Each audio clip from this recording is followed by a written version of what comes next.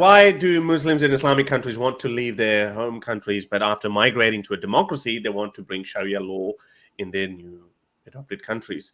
Well, because they think that Sharia is the best system in the world, and the country, their home countries that they're leaving because the real Sharia was not applied there. So they don't think that Pakistan is bad because of Islamic principles. And there could be some truth to that claim, because Pakistan does not have Sharia. Pakistan is just a proto-democracy mixed with some old Anglo-Saxon laws and sprinkled with a bit of Indian culture as well. And then, so Pakistan by not any stretch is, I mean, when Daniel Hakikachu says that, there's no true Islamic country in the world, when he's actually right when it comes to Pakistan, for example. So Pakistan is not an Islamic country. I would give you that as well. And I think no country is Islamic country in its true in the Muhammad's sense, in the sense of how Muhammad wanted it to be. And that's impossible. There's a reason for that, because it's just impossible. You just can't bring back sexual slavery. You can't bring back wife beating. You can't actually codify. You can't legalize wife beating, even though you can legalize, their inheritance being less than that of a woman. You can codify that their statement is worth half of that of a woman, and consequently their vote would also be half.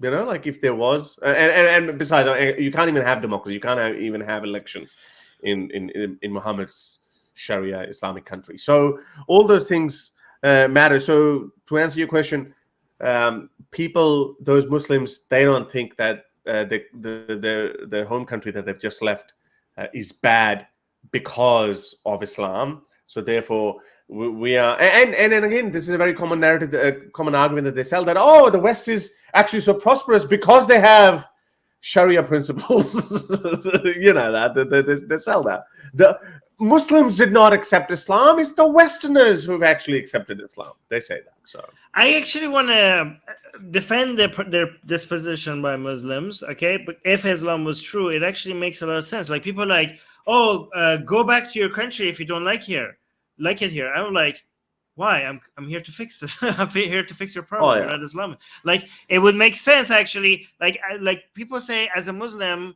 if you think Islam is so great, why wouldn't you live in Islamic countries? Well, if I was a Muslim, I would be like, well, I actually need to go in places where they don't have Islam. That would be the best thing to do, because I'm trying to make you will go to the places that has a problem that doesn't have Islam. Why would I go to the places that have already fixed the situation? If there was a true Islamic country, it would be my responsibility not to live there. If I wanted to do the best for Allah, like best thing to my deen, to go spread it where there is no Islam.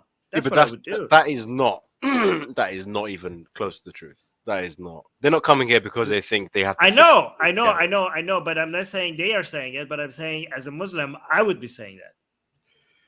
As a Muslim, at the end of the day, money talks. No one, whatever your religion or race is, if you can't feed your family, you can't feed yourself. You're gonna go to somewhere you can. Simple no. As a Muslim, I wouldn't care about money. I would care about my afterlife. No, I would care about money as much so that I could serve Allah. Unless you want to be like a beggar or something, maybe. I don't know. No, I would make money, but it wouldn't be because I want to be rich. I would want to use money, this world's resources, so I could spread the religion, so I could help Allah spread His deen around the world. That's what I would do. Yeah, but even by that argument, you would only go to places where it's possible to make a lot of money, so you can do that. A lot of these dawah guys, the very successful ones, they have other businesses which they use to then fund their dawah thing, and then they make the dawah thing business. But the fact is, I think there's two factors. So one, yes, when they leave their country, they kind of want a part of their country to, the thing that they idealize anyway. They want that part to now exist in the new country. But I also think they only ask this because on some level they kind of get it. They get, like, if you look at the level of left-wing multiculturalism in some of, like, for example, even in the UK, they tolerate this kind of bollocks. They tolerate this from Muslims, right? They have their own Sharia council, all this kind of stuff. It's not legally binding, but they allow it, right? When it comes to, no one wants to actually challenge them on their bullshit politically anyway, right? All this, there's so much stuff that they tolerate, and they refuse to call out, that they're like, okay, like, so if they're not going to call us out on it, we'll just take another inch. We'll keep taking as much as we can, and this is the very nature of. But every group is doing that. Every group does do that, but the groups that proselytize more, like Christians and Muslims, do it more. Yeah. Right? They do it more so because that's in their very nature, is to spread. Like you were saying, wherever I go, I'm gonna spread it. And it's my it's whatever it is. It's my duty to spread Islam and blah blah blah blah. So they will definitely take advantage of it. And Europe, from especially Western Europe, is culturally very weak. They do not stand up to these people because their original sin is to be accused of racism, and that's the last thing that they want to be accused of. I'm not a racist, right? So they're like, yeah, well, this is our religion. You can't make fun of Prophet. You can't draw cartoons. This is how we treat our women. We don't want gay stuff in schools. All this stuff. And okay, well, just don't call us a racist. Yeah. See, okay, so my problem is that Islam is horrible. Okay. Because the idea of a political ideology, okay, or a way of life trying to dominate and become more powerful and more widespread, which one of them is not trying to do that? Okay, so people are like, oh, why are you trying to do that? Like, everyone is trying to do that. The problem is not that they're trying to do that. The problem is that they're horrible. It's a horrible religion. It's a horrible ideology that shouldn't be spread.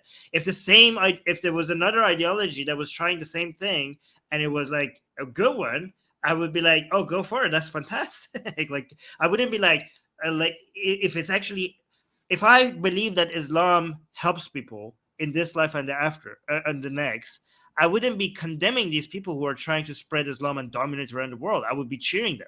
Okay. And if another ideology right now it does that, and if they were doing the same, using the same tactics that Muslims are using to spread that ideology, I would be cheering them on because like this is actually going to save the world. So the problem is not that the tactics that Muslims are using. The problem is that they're spreading poison. It's the nature of what they're spreading that is the problem, not their tactics. I don't know. Does that make sense? Get my best-selling book, Why There Is No God, for free. Click on the link for it in the description.